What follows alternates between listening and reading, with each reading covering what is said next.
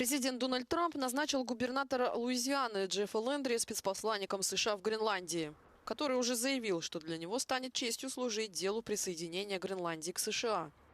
Правительство Дании выразило протест. Министр иностранных дел Дании Ларс Лёке Расмуссен заявил, что все страны, включая США, должны проявлять уважение к территориальной целостности королевства.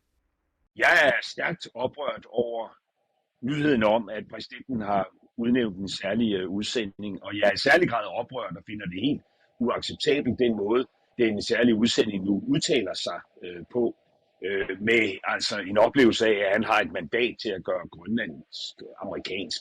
Jeg står her på Færøerne, og kongeriget Danmark er kongerigets. МИД Дании вызвал посла США для объяснений. Премьер-министр Гренландии Йенс Фредерик Нильсен заявил, что остров принадлежит гренландскому народу, и территориальную целостность нужно уважать. Трамп неоднократно призывал к установлению юрисдикции США над богатым полезными ископаемыми островом. Дания и США являются союзниками по НАТО.